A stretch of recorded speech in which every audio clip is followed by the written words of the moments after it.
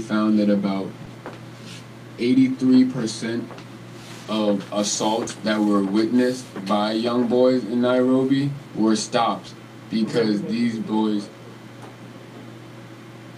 they changed. And also they have in this program is a part for the women and young girls too, basically like protecting themselves. They have like training to help them protect themselves from men. Yeah. And maybe anybody else who may be trying to target or attack. You bring up a good point, Jasmine, about the necessity at the rally on the 23rd of August. There were a couple of women who were... The quote-unquote dominant side is the masculine side. So they determine what is. And a lot of women try to escape that, but they live in it. So unless they have someone there that's telling them, no, that's not right, the same way a man would need someone saying that's not right, if a woman isn't getting that, then she is going to continue to think that way. Yeah. She is going to continue thinking it's women's fault for being harassed, raped, or anything else where it's hurting or harming them. Mm-hmm. I'm going to ask you to, if you had the power or a magic wand or what have you, what would you do? What would you like to see with regard to the issue? But before you answer that, we need to remind people about the panel discussion coming up November 9th, 5:30, Reclaiming Our Bodies, panel discussion and film screening as a follow-up to the Speak Out. And it is at 1225 Delaware Avenue Southwest in the Greenleaf Gardens Community Room, 5:30 p.m. 1200 Delaware Avenue Southwest.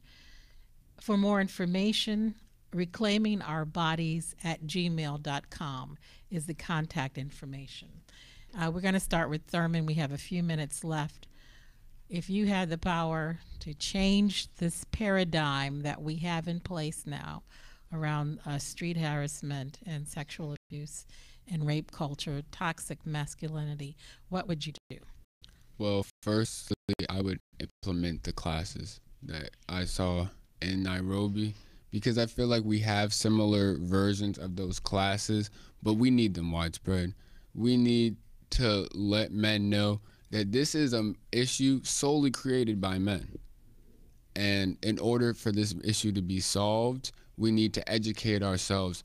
I don't feel bad when, I talk to an individual who may be oppressive, but he may not know they're oppressing. And as soon as he becomes educated about his oppressive ways, he seeks to change them. That's what I'm looking for. I'm looking to change. I'm looking to educate men and let them know that their toxic masculinity really does lead to sexism, domestic violence, and violence against women. All right, Jasmine, what would you do if you had it in your power to change what we have now before us? I would also implement classes. It's really hard to say what I would do because I am a woman and I'm on the opposite side, so it would be a lot harder for me to get to people, but not impossible. I would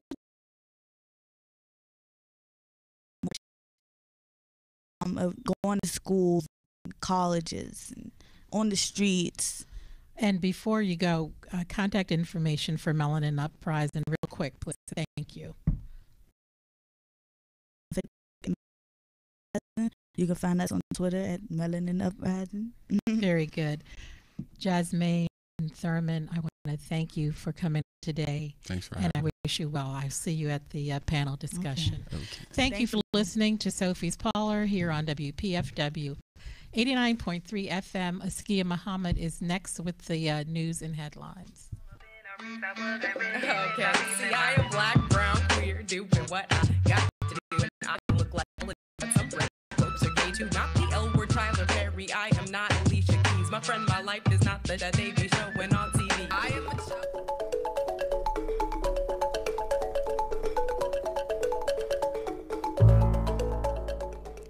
This is WPFW, Washington. I'm Askia Mohammed. Here are some headlines. Lawmakers today released several ads that Russian operatives bought on Facebook, providing the fullest picture yet of how foreign actors sought to promote Republican Donald Trump, denigrate Democrat Hillary Clinton, and divide Americans over some of the nation's most sensitive social issues. The ads that emerged are a sampling of the 3,000 that Russians bought during the 2016 presidential campaign. The ads appealed to voters upset about illegal immigration, black political activism, the declining economic fortunes of coal miners, gun ownership, African American political activism, the rising prominence of Muslims in some U.S. communities, and many other issues. Some of the ads were even paid for in Russian rubles. President Donald Trump said today that he is considering sending the Uzbek immigrant accused of killing 8 people in Tuesday's attack in New York to the U.S. military prison at Guantanamo Bay, Cuba, and that the United States must be much tougher. Trump also called on Congress to immediately dismantle the state visa lottery program, through which authorities have said the suspected attacker, Saifullah Saipov, came to the United States from Uzbekistan. The president has not yet called New York Governor Andrew Cuomo or New York City Mayor Bill de Blasio, officials said today, a day after the 8 people were killed in a terrorist attack in downtown Manhattan. Cuomo and de Blasio were asked whether they had received a call during a press conference nearly 21 hours after the deadliest terror attack in New York City since September 11, 2001. Trump spent the morning on Twitter attacking Democrats and calling for stricter controls on immigration in response to the attack. In that attack, 8 people were killed and 11 more injured when a driver intentionally drove a pickup truck down a bike path along Manhattan's Hudson River on Tuesday. Police say the attacker, quote, did this in the name of ISIS, said John Miller, New York PD Deputy Commissioner for Intelligence and Counterterrorism. Saipov had been planning the attack for a number of weeks and appeared to have instructions ISIS has put out on how to carry out such attacks. In Peru, women competing in the Miss Peru beauty pageant protested violence against women by refusing their waist, hip, and breast measurements and instead presented statistics on the murder and harassment of women. My name is Karen Cueto, and I represent Lima. And my figures are 2 femicides and 156 attempted femicides this year. My name is I represent Lima, and my figures are a girl dies every 10 minutes as a result of sexual exploitation. My name is Juana Acevedo, and my figures are more than 70% of women in our country are victims of street harassment. My name is and I represent Arequipa. My measurements are 6,573 cases of violence against women have been registered in my region. White House Chief of Staff John Kelly is facing widespread criticism for his comments about the Civil War during a Fox News interview on Monday. Quote, Robert E. Lee was an honorable man. The lack of an ability to compromise led to the Civil War, and men and women of good faith on both sides stand where their conscience had them make their stand. End quote. Historians have denounced Kelly's comments as dangerous. In response, award-winning author Ta-Nehisi Coates tweeted an extensive history lesson about the Civil War and criticism of John Kelly, which included Coates writing, quote, the adult believes a war for slavery was honorable, believes that the torture of humans, the vendor of people, and who led that war was honorable, you really do see the effect of white supremacy. Mostly cloudy tonight, lows 46 to 55, mostly to partly cloudy and milder on Thursday, highs 72 to 76. Currently, it's partly cloudy, mostly cloudy, and 59 degrees. Stay tuned for Live at 5 featuring Shorty Corleone and Noura Perez. I'm Askia Muhammad. Thank you for listening.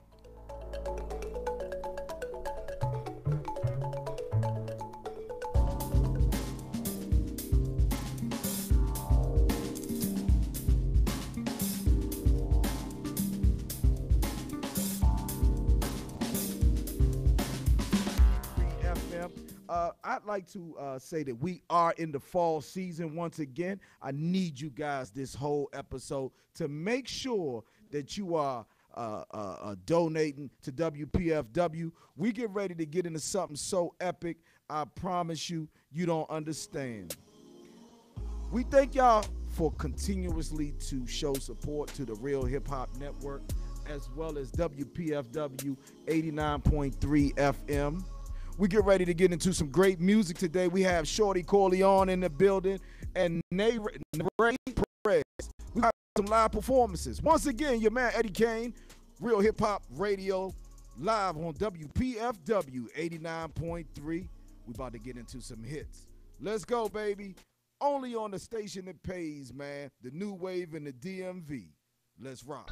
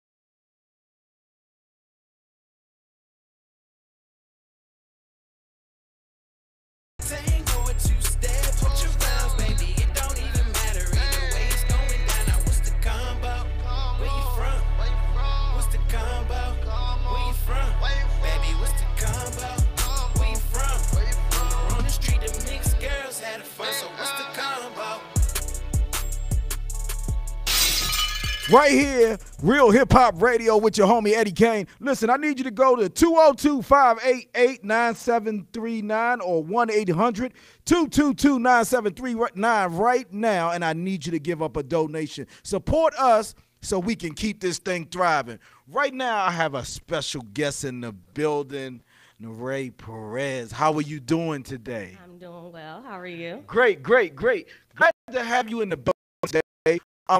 Got a lot to cover with you. Let's start by telling me a little bit about yourself. Who is Ray Perez?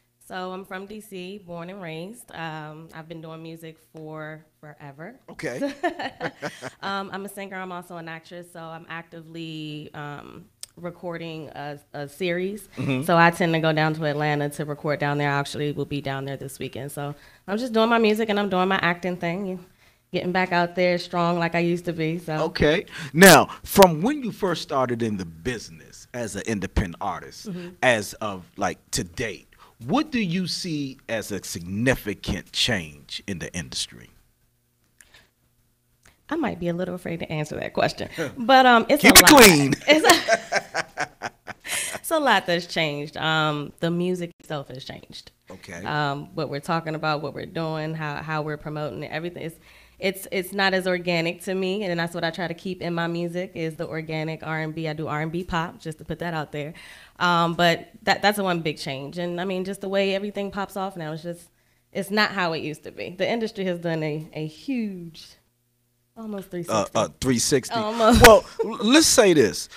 In today's industry, you no longer need the machine to actually become a superstar, as we've seen from so many new stars of today. You pretty much hold your own career in your hand because with the likes of YouTube and Vivo and Instagram and Facebook, there are so many luxuries for people to see what you're actually bringing to the table without going through the red tape of having to get releases from, and budgets and things of that nature. Right. How do you